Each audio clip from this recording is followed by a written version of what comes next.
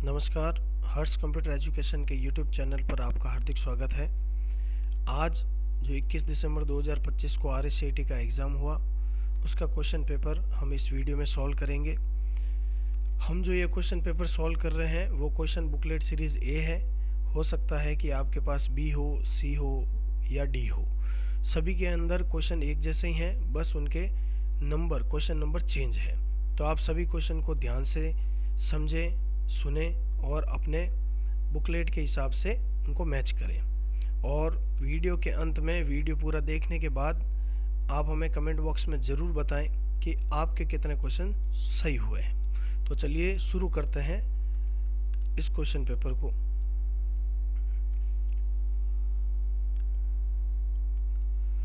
इसका पहला सवाल ये था कि रुपए कार्ड के संदर्भ में एनपीसीआई का पूर्ण रूप क्या है। तो इसका सही आंसर है C, national payment corporation of India. C इसका सही आंसर है। प्रश्न संख्या 2 ये है कि निम्नलिखित में से कौन सा मोबाइल डिजिटल वॉलेट का उदाहरण है। तो इसका आंसर है सी, पेटीएम।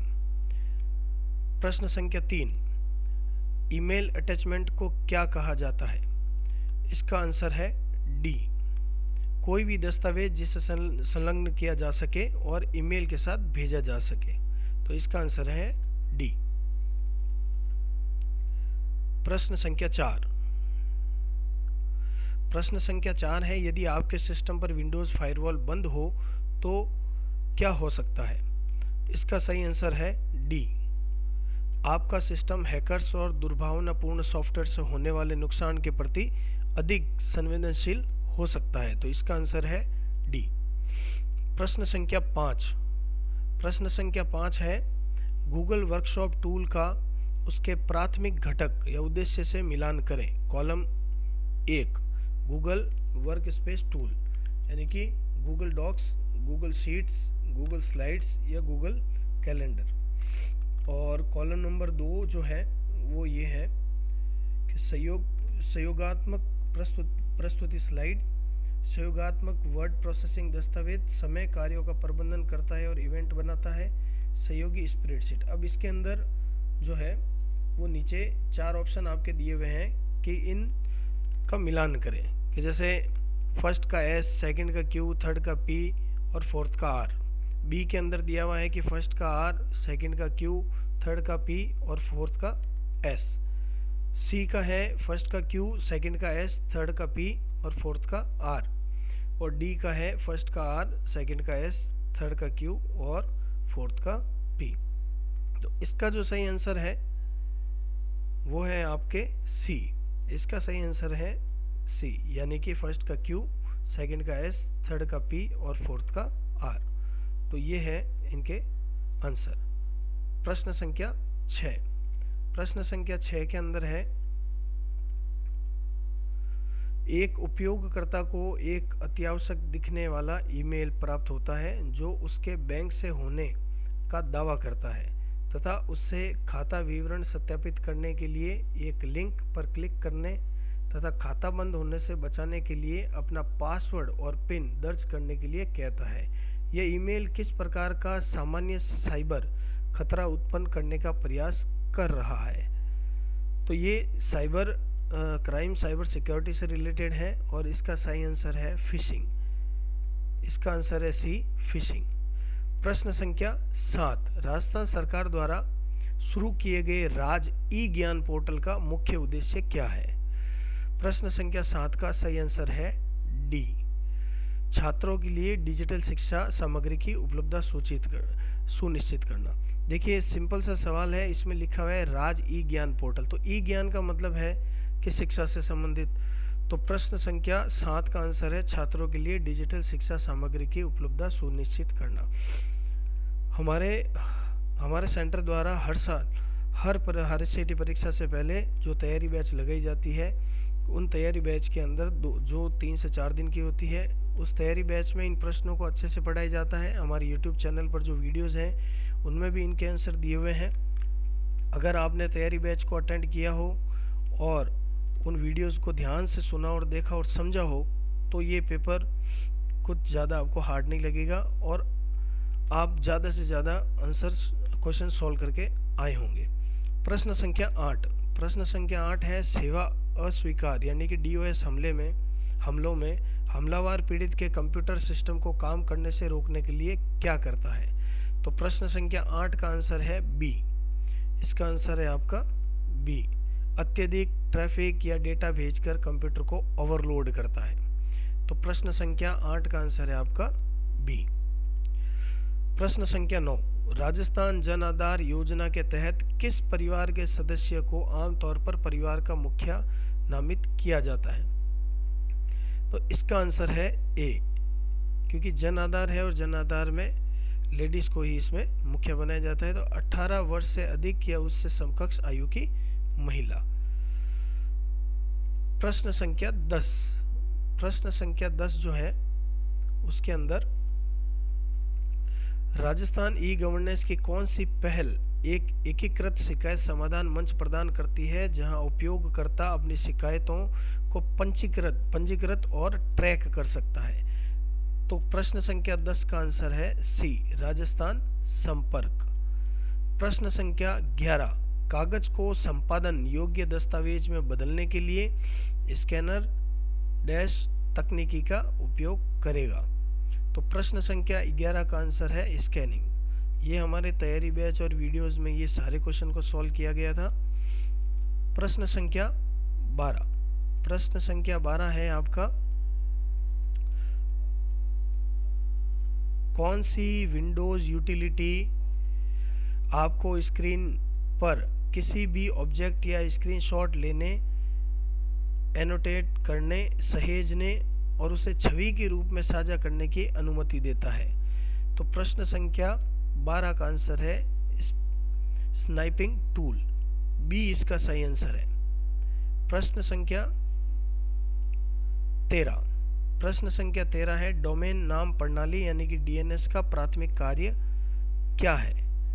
ये इसका आंसर है आपका ए, मानव पठनीय डोमेन नामों को संख्यात्मक IP पतों में अनुवाद करना। तो प्रश्न संख्या 13 का आंसर है आपका ए। आगे बढ़ते हैं। प्रश्न संख्या 14।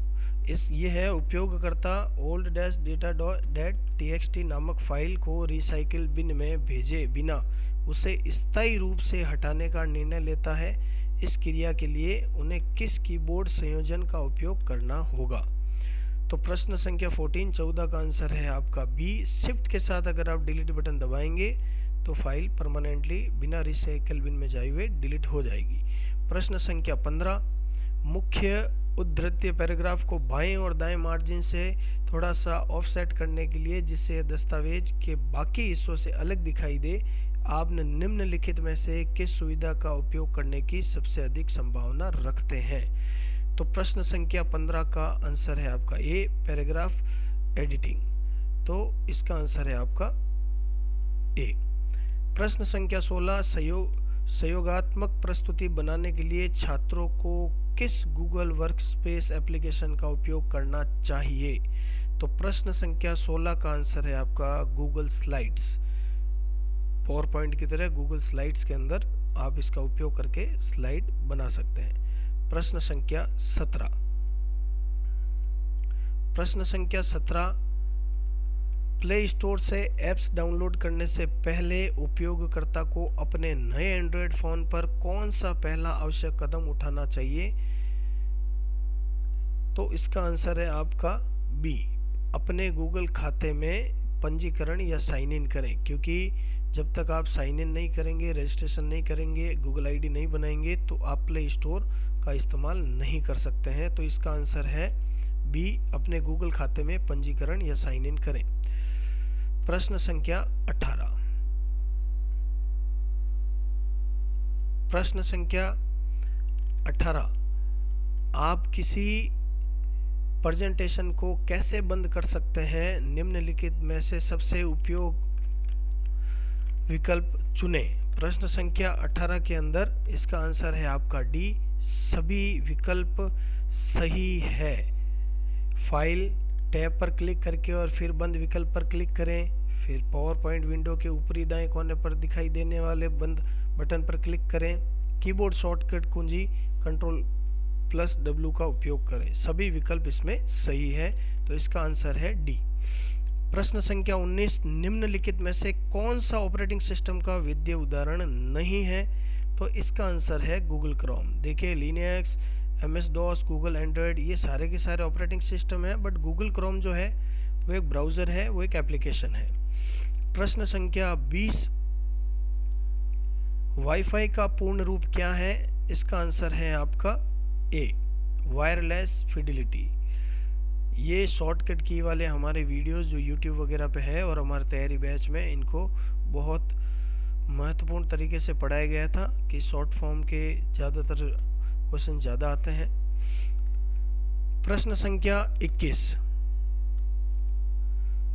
MS वर्ड एलिमेंट /शैली का उसके विवरण से मिलान करें।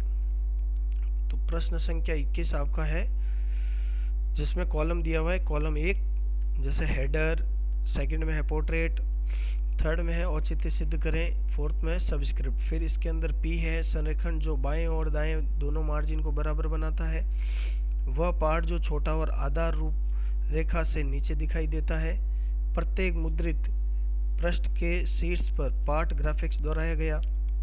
पृष्ठ अभिन्यास जहां ऊंचाई चौड़ाई से अधिक है। तो 21 के अंदर जो आंसर सही है वो है आपका ए। इसका आंसर है आपका ए।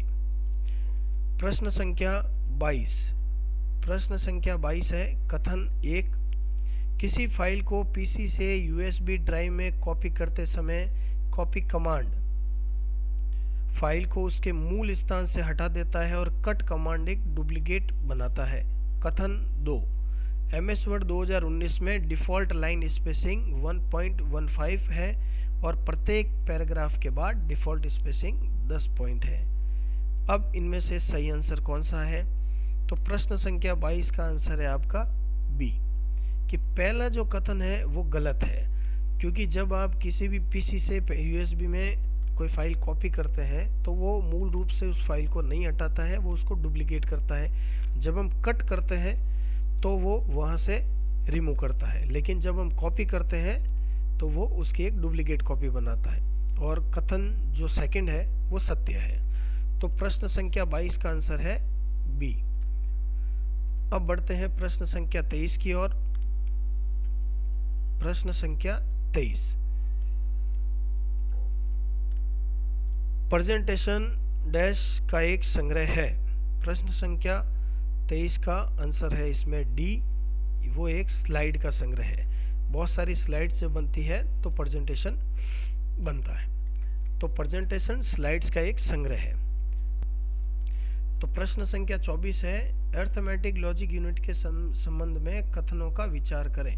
पहला कथन, यह अंकगणितीय संक्रियाएं करता है, यह डेटा संग्रहित करता है, यह तुलना करता है, इनपुट डिवाइस के साथ संचार करें।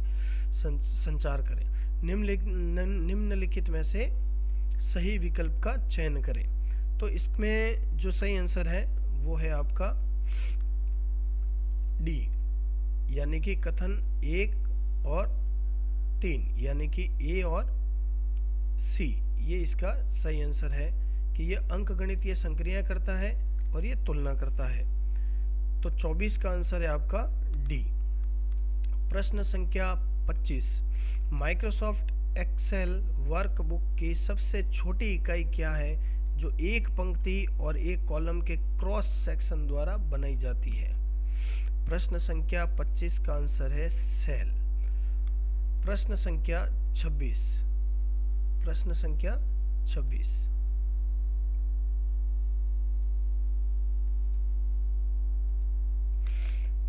प्रश्न संख्या 26 है, एक्सेल वर्कशीट को प्रिंट करने के लिए तथा यह सुनिश्चित करने के लिए कि हेडर सूचना वाली विशिष्ट पंक्ति प्रत्येक मुद्रित पृष्ठ के शीर्ष पर दोहराई जाए, कौन सा विकल्प कॉन्फ़िगर किया जाना चाहिए? तो प्रश्न संख्या 26 का सही आंसर है सी, प्रिंट टाइटल्स। इसका आंसर है सी, प्रिंट टाइटल्स। प्रश्न संख्या 27, कौन सा उपकरण इनपुट डिवाइस भौतिक दस्तावेजों को बिटमैप में परिवर्तित करके और आउटपुट डिवाइस डिजिटल डेटा को वापस छवि में परिवर्तित करके दोनों के रूप में काम कर सकता है? तो प्रश्न संख्या 27 का आंसर है मल्टी फंक्शन डिवाइस। मॉडेम हो नहीं सकता, फैक्स मशीन नहीं है, टच स्क्रीन डिस्प्ले भी नहीं है, तो इसका आंसर है आपका MFD मल्टी फंक्शन डिवाइस।